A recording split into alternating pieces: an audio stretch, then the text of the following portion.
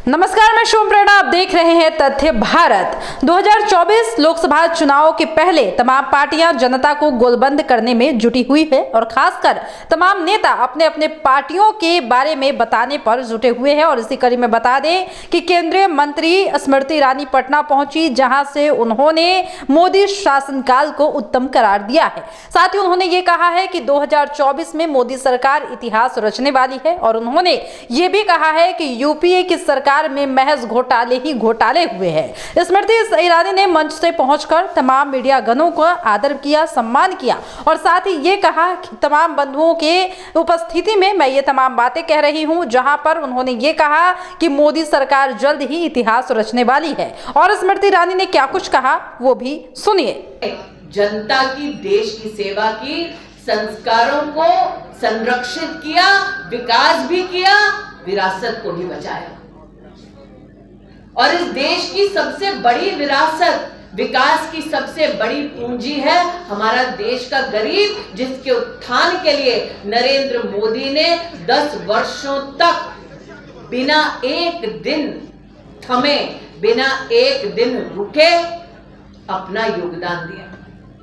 इससे आज भारतीय जनता पार्टी के कार्यकर्ता विशेष रूप से आनंदित हैं, ये कहते हुए कि साल 2015 से लेकर 2021 का आंकड़ा कोई अगर उठाकर देख ले, 13 करोड़ 50 लाख भारतीयों को गरीबी से उबार कर राष्ट्र में विकास के पथ पर ले जाने वाली एक ही पार्टी है भारतीय जनता पार्टी, और एक ही नेता है नरेंद्र दामोदर दास मोदी।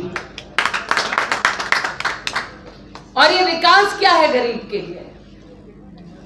हाल ही में आपने प्रधानमंत्री जी को अयोध्या की पुण्य नगरी में एक बहन के घर चाय पीते देखा।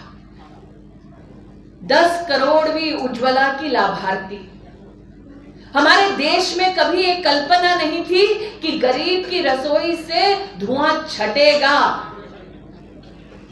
अटल जी कहते थे, अंधेरा हटेगा, कमल खिलेगा, और खिला ऐसा कि अंधेरा भी हटा और धुआं भी छटा।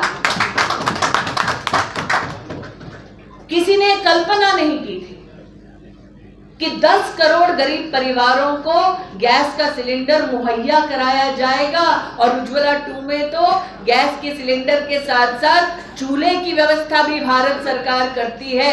ये चिंता कभी नहीं की गई इस देश में।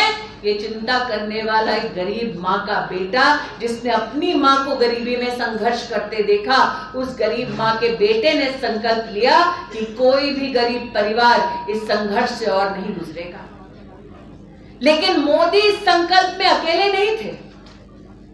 संजय भैया को याद होगा आज भी वो मंजर, जब नरेंद्र मोदी ने राष्ट्रीय आह्वान किया था, हर हिंदुस्तानी से कहा था कि आप अगर हो सके तो अपनी सब्सिडी छोड़ दीजिए, ताकि गरीब को मैं सब्सिडी दे पाऊं, गरीब का सहयोग कर सकूं। 1 करोड़ हिंदुस्तानियों ने हमारे प्रधानमंत्री पर विश्वास जताया, जिसके चलते मोदी ने कहा था तुम 1 कदम चलोगे, हम 10 कदम चलेंगे। 1 करोड़ लोगों ने अपनी सब्सिडी छोड़ी, 10 करोड़ गरीब परिवारों को उज्ज्वला की सौगात मिली। कांग्रेस पार्टी का प्रभु राम, अरे भाई आराम से कीजिए ना, माइक नीचे करिए, बताइए आपको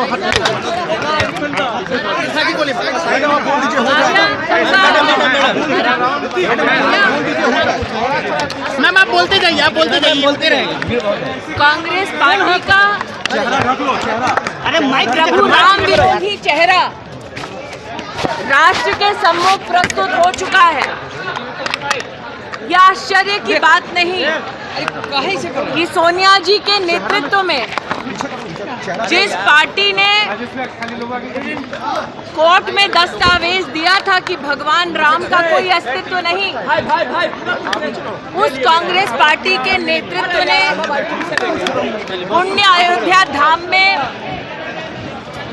राम मंदिर में प्राण प्रतिष्ठा के आमंत्रण को ठुकराया। सभी राम भक्तों के लिए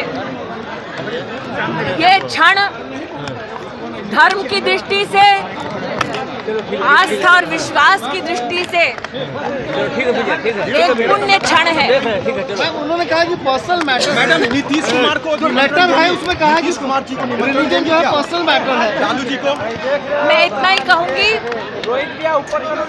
इंडिया अलायंस ने सोनिया जी के नेतृत्व में, कांग्रेस के नेतृत्व में बार बार सनातन धर्म की उपेक्षा की, अपमानित किया और अब इंडिया अलायंस के नेताओं द्वारा प्राण प्रतिष्ठा के पुण्य आमंत्रण को ठुकराना उनकी सनातन विरोधी सोच को दर्शाता है। तो जैसा कि आपने सुना कि स्मृति ईरानी साफ साफ कहती हुई दिखाई दे रही हैं कि 2024 का स्ट्रैटेजी एजेंडा तैयार हो गया है, जनता को बहुत जल्द खुशखबरी मिलेगी। उन्होंने ये भी बातें कही है कि अन्य पार्टियां जिस तरीके से मोदी सरकार पर हमलावर बनी रहती है, उनके इस तरह से बने रहने से बीजेपी को फर्क नहीं पड़ने वाला, क्योंकि बीजेपी की अपनी नीति है। फिलहाल इस वक्त की खबर में इतना ही। और भी ऐसे ही तमाम वीडियो अपडेट्स के लिए बने रहिए हमारे साथ और देखते रहिए हमारे चैनल तथ्य भारत। धन्यवाद।